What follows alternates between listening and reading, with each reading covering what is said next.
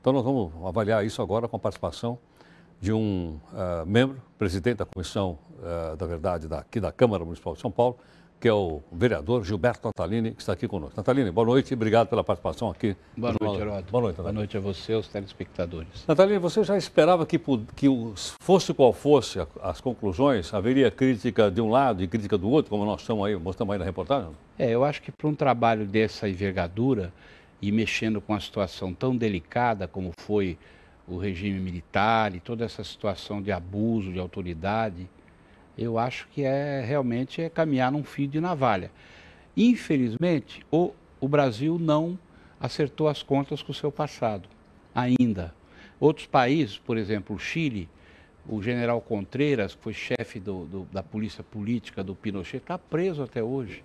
Na Argentina, generais que foram presidentes ficaram presos, morreram inclusive encarcerados. No Brasil, nós não temos ainda nenhum torturador preso, né? Existem tentativas aqui e lá, e os torturadores estão aí no nosso meio. Agora, para isso, teria que modificar a chamada lei da anistia? Não, o Supremo Tribunal, ontem foi a última reunião da nossa comissão aqui municipal, Vladimir Herzog. E nós apresentamos lá o depoimento do juiz, que agora é desembargador, Márcio de Moraes, que deu aquela sentença em 1978, condenando o governo brasileiro pela morte do Herzog.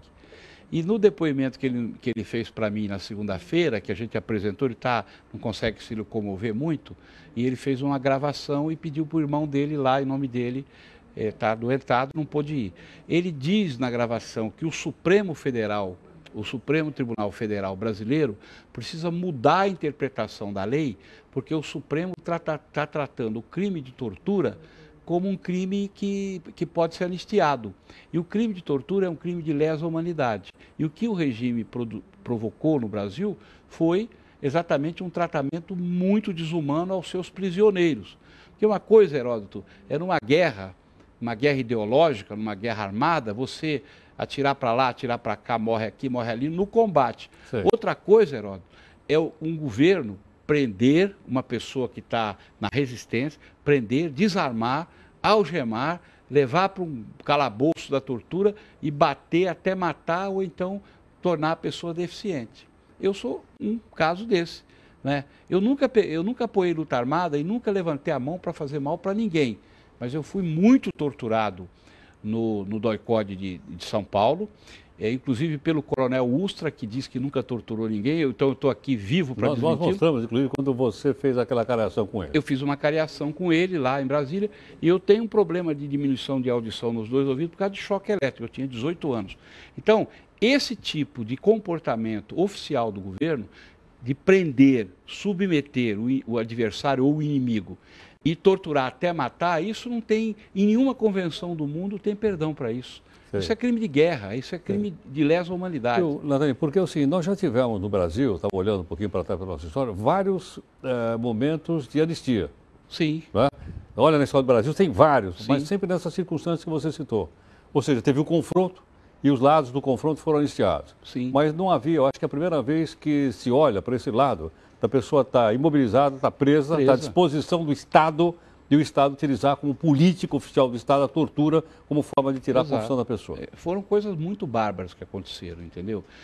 A gente, inclusive, avalia que esses torturadores eles se afastaram da espécie humana, eles viraram um outro tipo de coisa, porque muita barbaridade. O desembargador avalia que o Supremo Tribunal Federal precisa analisar com outro olhar a lei de anistia e não considerar o crime de tortura, o crime de morte ou de desaparecimento na tortura como um crime que pode ser anistiado. Isso a gente não aceita, nenhum de nós aceita. E não é um problema de vingança, é um problema de justiça, né? Eu acho que o Brasil nunca vai se reencontrar consigo mesmo enquanto essa página quem é que pode dirimir, então, se esse pessoal pode ser processado ou não? Essa situação agora está na mão do Supremo. Se o Supremo mexer, esses dias o ministro Melo lá, Marco Aurélio Melo deu uma entrevista enorme na imprensa dizendo que não pode mexer com isso, que o Supremo está certo. Eu discordo dele. Agora, só uma pressão social muito intensa para fazer com que os ministros entendam que a lei tem que Porque ser o Supremo já se manifestou uma vez ou não? O Supremo considera que o torturador também foi anistiado. Ah, tá. O Supremo considera isso, né? Agora, isso é totalmente questionável, porque torturador não tem anistia, é crime inafiançável, entendeu? Essa é a nossa avaliação. E a Comissão da Verdade, ela foi um pouco maneira na abordagem da coisa, em alguns aspectos. A Irondina tem uma certa razão, embora eles tenham feito um trabalho muito grande, muito profundo, investigaram bastante. Foi um trabalho produtivo. Agora, Natalina, não é uma coisa curiosa que os militares atuais também, de certa forma, estão refratários a isso? Quer dizer, ninguém está falando dos militares atuais, tá certo? Porque eles não viveram isso, né? Eles eram jovens. Né? Mas a relação existe, a gente sabe, aquele antigo torturador, que agora é pastor da igreja evangélica lá do Espírito Santo, Cláudio Guerra, disse para mim que até há pouco tempo atrás, alguns anos atrás, ele era subsidiado, sustentado por uma coisa que ele chamava de Irmandade, que é um grupo de pessoas daquela época que ainda se organizam no Brasil, que se ajudam, que ainda um ajuda a sustentar o outro e que existe penetração deles em vários setores da sociedade, com gente mais nova que defende aquele tipo de ideia, daquele tipo de conduta, inclusive dentro das Forças Armadas. Quando eu fui em Brasília e enfrentei o Ustra lá, atrás de mim tinham 8 pessoas, alguns militares, alguns da ativa, que levantaram atrás de mim para também me acusar de terrorismo, disso, daquilo, gritaram comigo de trás aqui, eu me lembro, o coronel lá na frente. Então, dentro das Forças Armadas, por isso que eu digo, ainda tem gente que tem essa ligação com aquele tempo, com essa situação. Eu acho que espírito de corpo das Forças Armadas, na minha opinião, uma coisa pouco inteligente. As Forças Armadas seriam muito mais queridas pelos brasileiros se eles reconhecessem que erraram, ou setores das Forças Armadas erraram, e pedissem desculpa ao Brasil pelo que fizeram, prometessem não fazer nunca mais aquele tipo de atitude. Sem dúvida, sem dúvida. Seria um reconhecimento público, né? Reconhecimento público. A gente tem uma outra divergência também com a Comissão Nacional, que é o caso do Juscelino, né? Certo, que vocês apuraram aqui. Nós apuramos aqui, achamos que é uma suspeita que ele foi assassinado. Houve um atentado e a comissão fez um relatório depois do nosso e chegou à conclusão que foi um acidente mesmo, Nós que o ônibus da também. cometa. Então a gente tem essa divergência e esse caso para nós não está esclarecido. Vai continuar a dúvida, a gente com a opinião da gente e eles com a opinião deles, que a gente diverge da opinião deles. Mas isso é normal na história, o assunto é muito complexo, a gente não pode, de maneira nenhuma, desqualificar o trabalho da Comissão Nacional por divergir da gente em algum tipo de aspecto. De qualquer forma, você considera isso um avanço ou não? O trabalho eu acho que é um avanço. É um avanço? É um avanço porque muita coisa foi descoberta. Por exemplo, Heródoto, nós fizemos uma entrevista com um coronel de 93 anos, chamado Coronel Ilimar, está vivo aí, mora no Paraíso.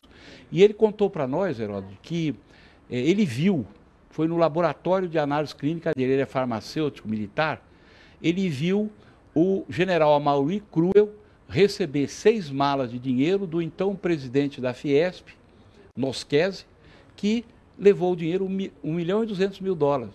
Levou na mão do general Cruel, e o general Cruel, que defendia o João Goulart, que era legalista, que era compadre de João, em algumas horas, ele virou de lado, virou golpista, partiu para o Rio de Janeiro e ajudou a derrubar o João Goulart. E o coronel viu o presidente da FIEP, ele está vivo, nós temos um depoimento. Quer dizer, então, essas coisas são importantes o Brasil saber como que um general daquela importância virou a casaca por causa de 6 malas de dinheiro, entendeu? É terrível, né? Natalina, vamos continuar a conversa aqui um instantinho aqui no portal. O vereador aqui de São Paulo, Partido Verde, presidente da Comissão Municipal da Verdade, Gilberto Natalino, está aqui conosco. Natalino, queria te perguntar mais uma coisa. Uma vez entregue o relatório agora, então, ele vai fazer parte agora, eu suponho, da história do Brasil. Né? Os pesquisadores vão poder acompanhar o relatório. Nós mesmo estamos colocando o relatório na íntegra aqui no portal, aqui no r7.com, para as pessoas verem. Né? Então, eu acho que aí as coisas vão ficar um pouco mais claras. Eu acho que você abre o livro da história, você mostra quem organizava tudo aquilo, o elo que tem, você viu que descobriram nos arquivos do presidente Médici, do general Médici, descobriram fichas de presas políticas que fichas médicas e tal, estava no arquivo na casa do falecido general Médici. Então você vê que a linha de comando era de cima e embaixo, né? Não era um problema só de alguns torturadores. Chamado desvio. Não, né? lá do porões da ditadura, não. Era uma coisa hierárquica de cima e embaixo. Então agora eu acho que o Brasil precisa de fato partir para a segunda etapa, que é a responsabilização das pessoas que provocaram aquilo. Eu acho que agora está faltando isso. Agora é uma luta política, obviamente, baseada no relatório. Nosso relatório vai ficar pronto em maio, aqui da Comissão da Verdade. Nós não conseguimos acabar. Vai ter em torno de 2.000 páginas. É grande. E também colabora com o relatório nacional para esclarecer uma série de fatos aqui de São Paulo. Tá certo. Natalini, muito obrigado pela gentileza. Até a próxima. Eu que agradeço. Muito obrigado mais uma vez. Um abraço. Foi um prazer estar aqui.